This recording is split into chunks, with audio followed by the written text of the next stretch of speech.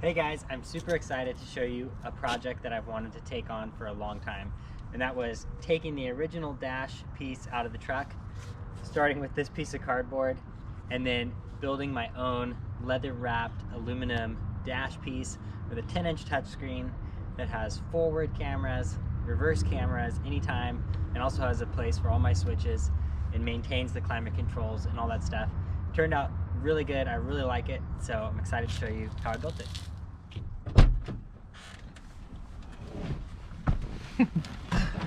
All right, so here's what you need to do to get started. This is the original dash piece, and it's held in a couple places behind the climate controls are normally right here, and then you either have a single din with a pocket, or you have a double din stereo unit that you're gonna have to remove. So take those guys, take them out. The main reason why I built my own piece here is because I wanted to be able to do a screen that could host backup cameras and forward cameras while on trails, and also kind of just update the interior. Gives you CarPlay, just some of that modern stuff you can do with a screen, like an Android based head unit that's so convenient. And there's just not very good solutions. You can put a head unit right here, but in the stock placement it's kind of low to look at and just not very accessible and not a very big screen. So take this out, and then what I did was literally take a piece of cardboard, put it up, and just start using a marker cutting until I trimmed this piece up basically to match this. So you could take this out, lay this on a piece of cardboard like this, get your general shape, and then put this up and kind of go around and trim and stuff. This is literally the piece that I used to make the stencil that I used to cut a piece of aluminum. So that's the basics of it, and now I'm gonna show you some of the more details. All right guys, so hopefully it's not too hard to see with some glare, but I just want to show you some of why I really like having this in the car. It's on Apple CarPlay, it's plugged into the iPhone, it's really snappy. You have Google Maps, you have Spotify.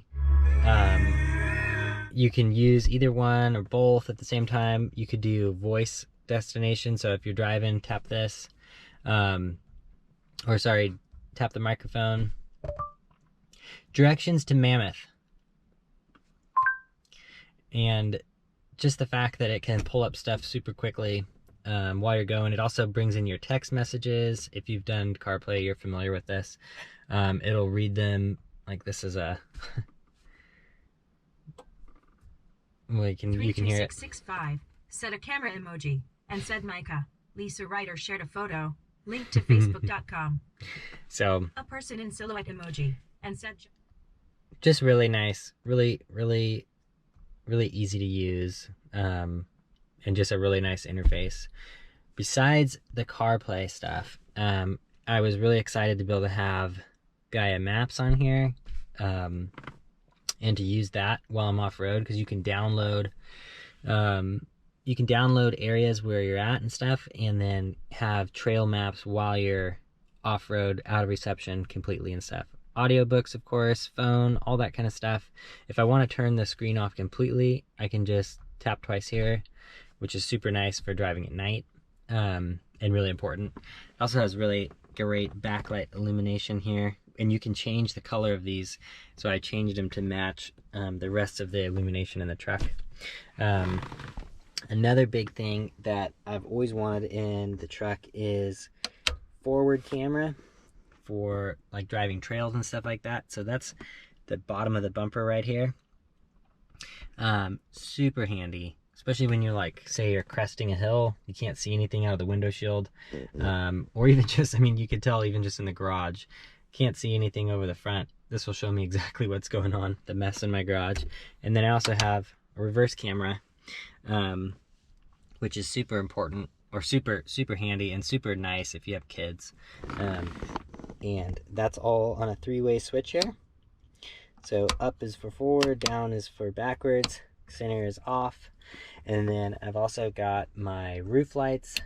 You can even see them in here. My camping lights, my air compressor, and my bumper fog lights. And then I've also got a little voltmeter that came with it. This is kind of cool.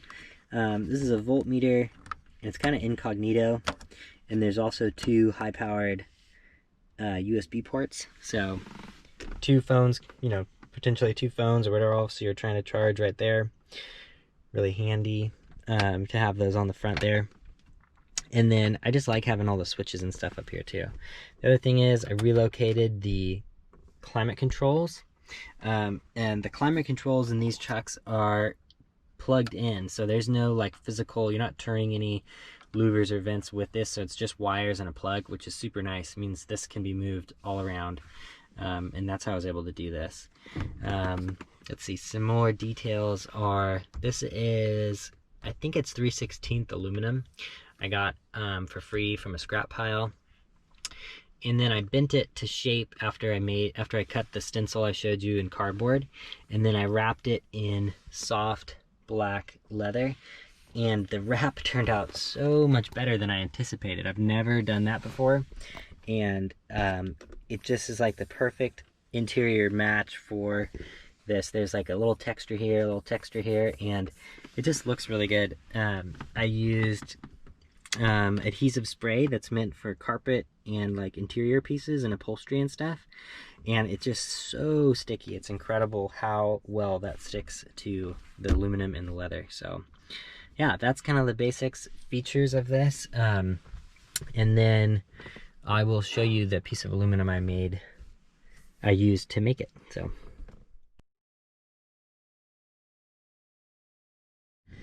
So basically what you're gonna wanna do is get your stencil. Once you've got your stencil kind of drawn out, cut out, lay it on your aluminum and mark it out. And then after you've marked it out, you can use a angle grinder with a cutoff wheel. And this isn't, you know, it doesn't cut super fast, but it does let you do like nice smooth bends and all that kind of stuff. And basically you're just gonna score away until you've cut through it. And once you have this shape, what you do is flip it over. And to be able to get the bends you need to match the dash, you're going to do a bunch of horizontal lines like this, and then go over them with the angle grinder and basically score the backside. So make cuts that are not going all the way through this, maybe like halfway through. And what that's going to do is allow you to put the bend in the aluminum so that you can match the curve here. And with this as a template, it's really easy. You got this sitting here out of the car, you cut your aluminum, and then you can almost do it by hand with just your bare hands like this, but you can also use a vice grip, and I'll show you that right now. So this is a vice grip, and basically it's like a pair of pliers that locks. So you can adjust the opening of the mouth of the vice grips here with this little knurled in on the back, and once you've cut those scores into your aluminum, clamp onto it like this. This gives you a little more leverage, and you can easily start making those bends. And the idea is you're just trying to follow the shape of this, and with this as a template, it's actually pretty easy. So once you've got all the bends, then you need to figure out where you're going to want to place your screen, what you're going to do about your vents, and I'll show you what I did, and it's up to you if you want to change it. And yeah, let's show you that now. All right, so here's my setup, and what you're seeing is basically the climate controls have been moved from right about here down to here, and these 4 bolts or nuts that you're seeing right here, 1, 2, 3, 4, those are straight to where the original double din bracket goes. So behind this is a 3-inch long all thread stud that goes into the original mounting points for the double din.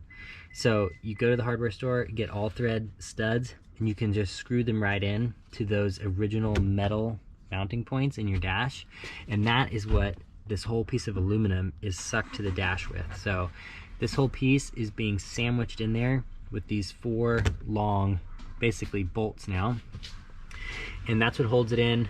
That's how it's mounted. This is the best place I could find for the climate controls. It's right above, right below where they used to be, And this is obviously the old double din area. You have to do a little cutting, but it'll make sense once you have this all out.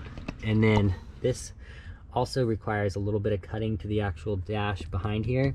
Just the supports for the old double din, you need to cut that part out. So that's the layout that I've gone for, and that is so that I can put the screen as high up as possible. Now I know what you're thinking, where the heck did your vent go? And I'm going to show you that right now. Okay, so I can't do it with one hand, but this screen is on a ball head like this, and it's also on a track. So you can see that when the screen is lowered down all the way, you can see the vent that I have cut. The actual heater vent is right back there, and I haven't made any ducting to like help bring the air out. It's really just coming right, ending right there, about 3 inches from this outlet. And yeah, I'm going to do something to help direct the air more, but honestly, where I live in California, it's pretty moderate. If it gets really hot, I can lower this, and if I feel like I want that extra air coming out. If you're in a really cold climate and you run the heat all the time, you may, want to keep an eye on how hot the back of the screen is getting, or you can just turn this to the feet or the defrost. And honestly, these trucks get really hot inside really fast. They're so small. I've never felt like I needed the heat on more, so I can always turn it to the feet. And that's kind of my solution right here. There's other ideas. You could close this off, bring the vents on the side. It's just a little bit more difficult to do all the molding and stuff, but that's something I've thought about, and I might try that if I do a second version. But that is where the vents go. And I know I've got a lot of questions about that. It's right behind the screen, and this screen moves up and down and can tilt side to side. So, all right, so here is the adhesive spray that I used to attach the leather to the aluminum. And this was just an idea I had kind of on a whim after I'd already started the project. I had this lying around from a previous project where I was working on a headliner in a different car. And I just said, you know what the heck, let's give this a try. I also had this brown leather. It's a soft, thin leather. And all I did was spray this aluminum, spray the back of the leather, and I was so surprised how well this leather adheres to the metal. Super smooth. You would think it would like wrinkle or want to move, but you spray this on, and when you squish this on with your finger, it just lays down wrinkle-free, extra smooth, and doesn't want to pop back up. Pretty amazing stuff. This Permatex or Permatech Body Shop heavy duty headliner and carpet adhesive. Super amazing stuff, super easy to use, and that's how I attached the leather to my aluminum dash piece. Sprayed the whole thing, sprayed the whole leather, just laid it down. Once it was fully covered, then I cut out all the holes and stuff. So this stuff is amazing. Definitely looking forward to using that again. All right, you guys, so that is the basics of my handmade dash setup in my truck. I hope you liked it. I know there's probably some more questions, and there's some other things I need to cover. I think I'm gonna do a separate video on how I wired the forward and reverse cameras to one switch with one input in the back of the head unit. For the head unit, I'm gonna put the link down in the description so you guys can check out the exact one that I got, as well as the forward and reverse cameras, and the video control unit that helps me switch between those two cameras with one button. So if you have more questions than that, I think next time I make one, I might make a second edition of this dash just because it was so much fun. If I do that, I will definitely record a video where you can actually see me doing the work. But I hope this video gives you an idea, and if you are pretty handy and can kind of get the idea of what I did, I think you'll have no problem in making your own. Feel free to reach out to me on Instagram. I'm very active on there and try and reply to all the questions I get. So Overland Under Budget on Instagram. Send me a direct message, mention this video, and I'll try and help you out the best I can. Now, how quickly it's growing, it's been a ton of fun. So just thank you guys for all the comments and the subscriptions, and I'm excited to see you guys in the next video.